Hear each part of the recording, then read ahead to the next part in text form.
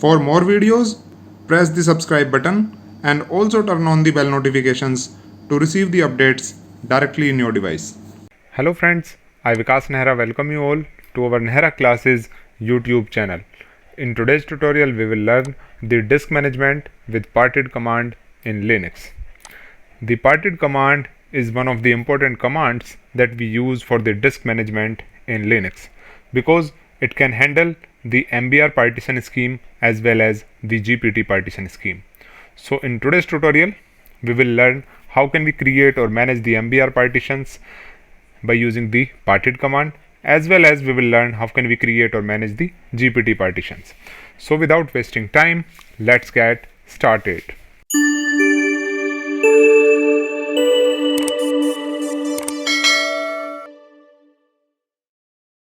MBR partition scheme and GPT partition scheme both use different methods to store the partition information in the disk.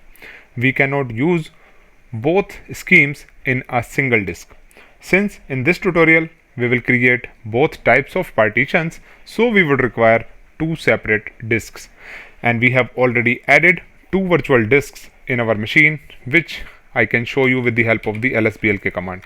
So here in the output of lsblk you can see that sdb is there as well as sdc is present. Both are of 5 GB in capacity.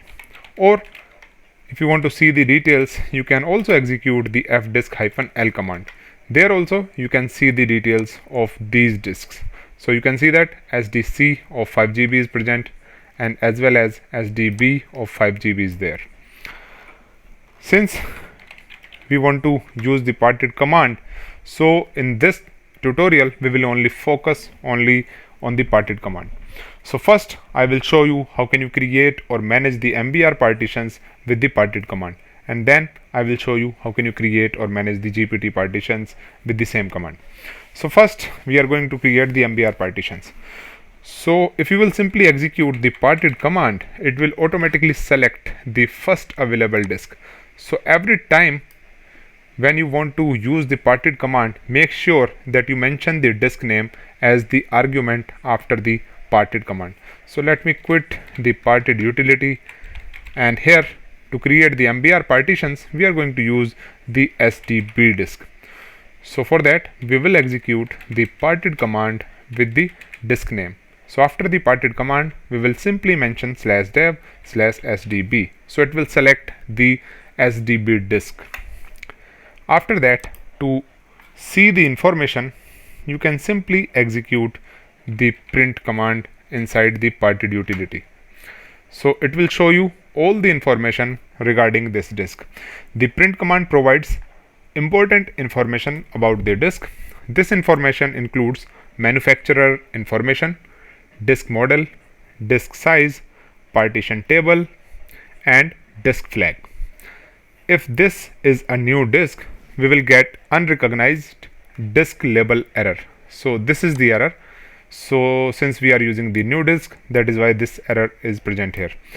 Disk label is the information which is used to determine the type of the disk. The parted command needs a valid disk label before it can do anything with the disk. So see it practically, run mk part command for that. The mk part command is used to create the new partition. So if I will execute the mk part command here, it will give an error, and the error is unrecognized disk label. So the disk label must be present if you want to create the partitions. As the above output confirms that we are not allowed to create the new partition unless it has a valid disk label. So in order to create the MBR partitions, the disk label must be MS-DOS, and for the GPT partitions the disk label would be GPT only. To assign the disk label, mklabel command is used inside the parted utility. So before creating the partitions we will create the label on the disk. So simply we have to execute the mklabel command here inside the parted utility. Then it will prompt you. Here you have to mention the label which you want to set. So as I mentioned earlier, for the MBR disk, we will mention here MS-DOS. After that, we will again execute the print command, and this time it will not show us that error. Here it will show us the label, and the label is MS-DOS.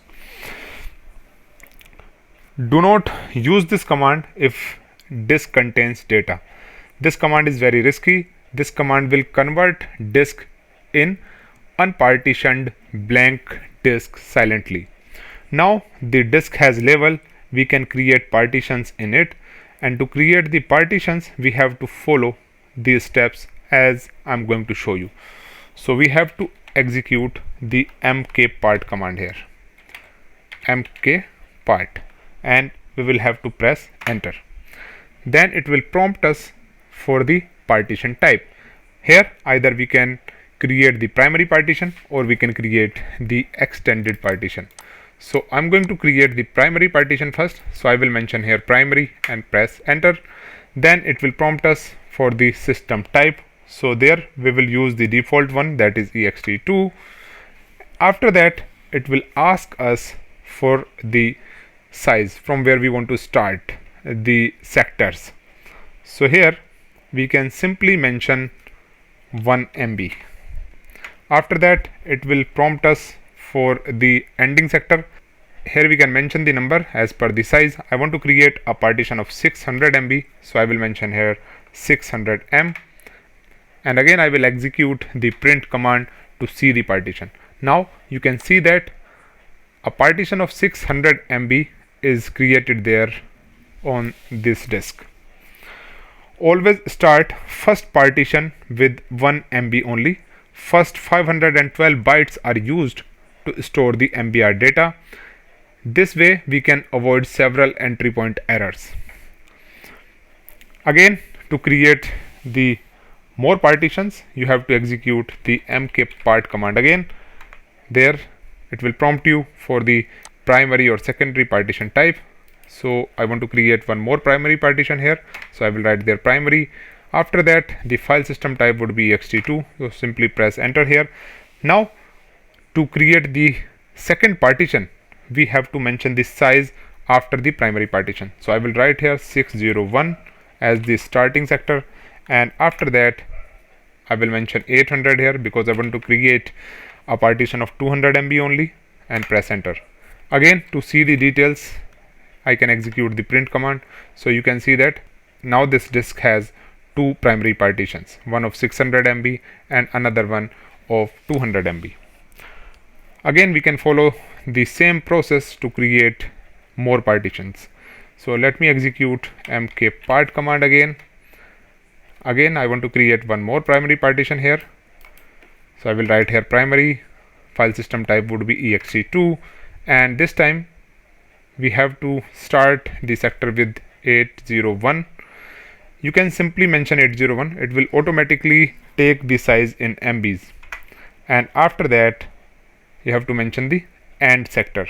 So I want to have the size of 200 MBs here, so I will write there 1000, and I can execute the print command to see the details of these partitions. So we have created 3 primary partitions on this disk. Now as you know that on MBR disks we can only create up to 4 primary partitions or 3 primary, 1 extended.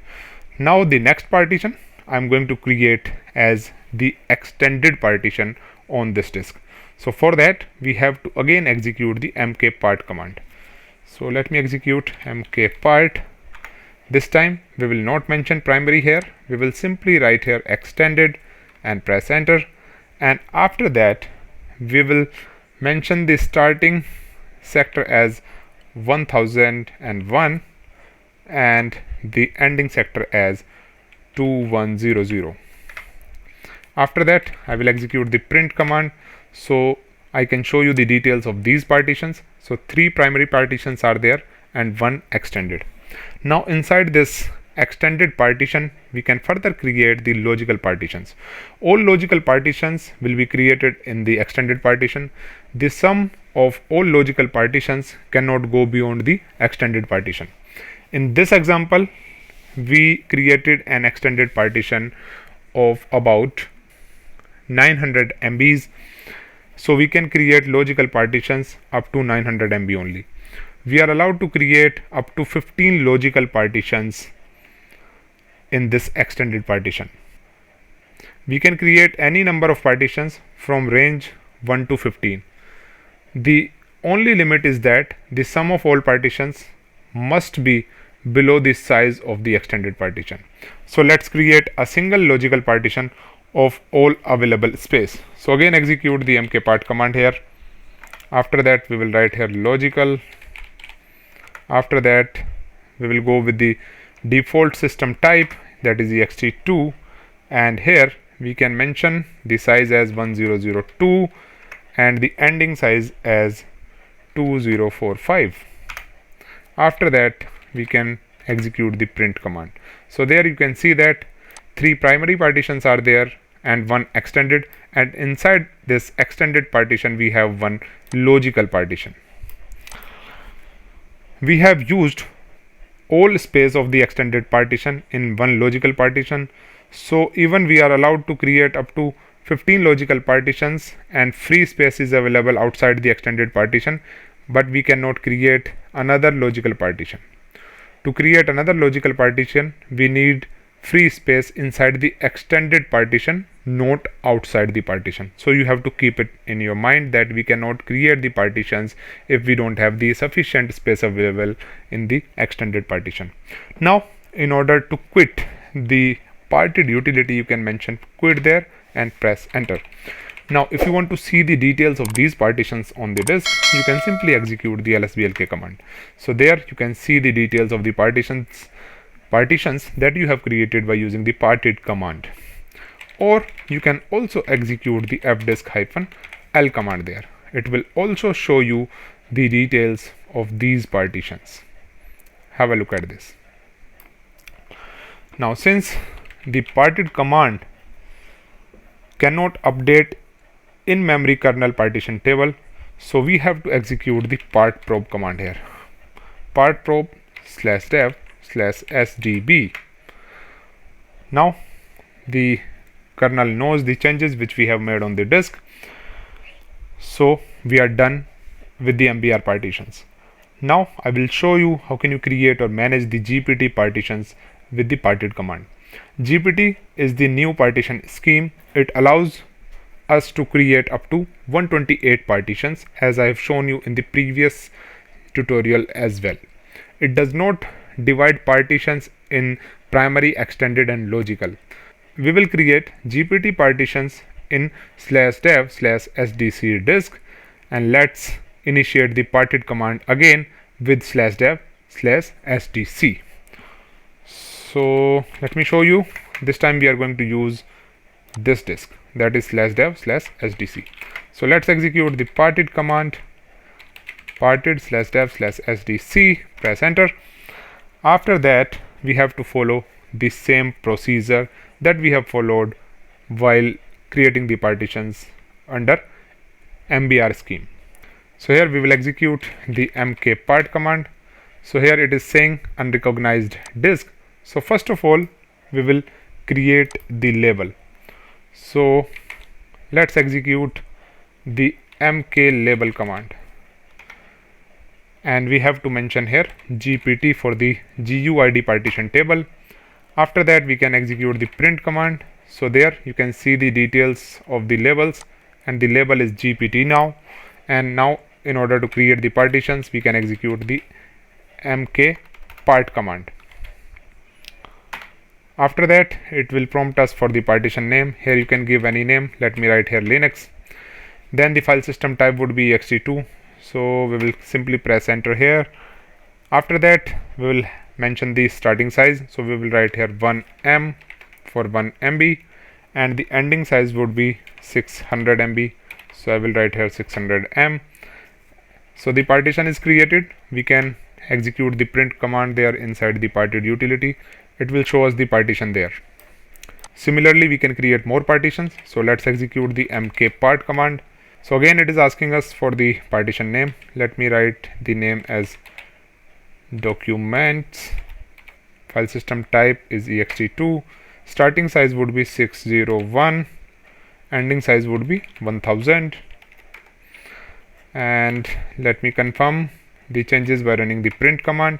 So we have created 2 partitions on this disk, and similarly we can create up to 128 primary partitions on the GPT disk.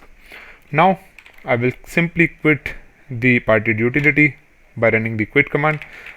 Now we will execute the part probe command so that the kernel can read these changes, and let me execute the lsblk command as well. So it will show us the details of the partitions that we have created on different disks. So far we have created MBR and GPT partitions in /dev/sdb and /dev/sdc disks respectively. These partitions are useless unless we put a file system in them. File system is a logical container which allows us to store files and directories. To create a file system in partition, we format it with supported file system type. To format a partition, we can execute the mkfs command. So let me execute mkfs.ext3, and after that I will mention the partition name. So I will format /dev/sdb1 partition as ext3. Same I'll do with other partition. So let me create the ext4 file system there. So I will execute mkfs.ext4/dev/sdb2. After that, in order to store the data, we have to mount some directories on these partitions. So let me create 2 different directories under /srv. So on srv directory I'll create test1 and test2 directories. Now I'm going to mount these directories there on these partitions. So on /dev/sdb1 I will mount /srv/test1, and on sdb2 I will mount /srv/test2. To see the details of the mounted file systems, we can execute the df-h command, and here you can see that both the directories are successfully mounted. If you want to make it permanent, you can make an entry in the fstab file as well. For that you would require the UUID that you can see with the help of lsblk-f command or the blkid command. So this UUID you can mention there in the fstab file for all the partitions which you want to make permanently mounted. Now we can store the data, so we can go to /srv/test1, and there we can create the data. So let me create some files there. I'm going to create 9 files in one go. So the data is created there. Now let me go to /srv/test2 directory, and there also I will create some data. Touch A to M. So we have created some files on both the directories. Now if you want to use these partitions as LVM, so you have to create the physical volumes first. So let me execute the pvcreate command, pvcreate /dev/sdc1. So this will create the physical volume on /dev/sdc1 partition, and we can see the details by running the pvs command. So the physical volume is created on this partition. Now we have to create the volume group, so we can execute the vgcreate command, vgcreate, and after that we have to mention the name of the vg. So let me mention the name as Linux vg, and after that we have to mention the physical volume name, that is /dev/sdc1. And to see the details, we can execute the vgs command. So the volume group is successfully created. Now we have to create the logical volume, so we can execute the lvcreate command, lvcreate-L. After that we can specify the size. So let me mention the size as 500 MB, -n for the new, and after that we can mention the name of the logical volume. So let me mention the name as Linux LV, and after that we can mention the volume group name, that is Linux VG, and we can see the details by running the lvs command. So the logical volume is also created. Now we can format it, so we can execute the mkfs command, and let me format it as xfs. So I will write there mkfs.xfs, and after that we can mention the LVM name.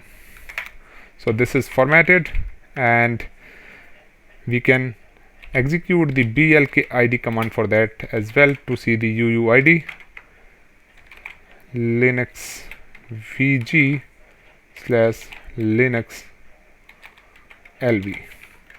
So this is the UUID. With this we can permanently mount this as well on any directory with the help of the fstep file.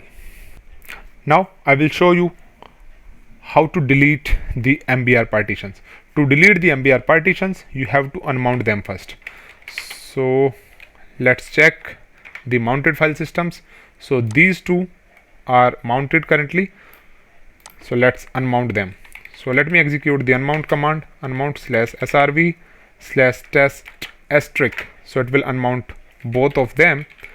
Again, we will verify them by running the df-h command. So both the file systems are unmounted. Now we can again execute the parted command, parted/dev/sdb. So we are inside the parted utility.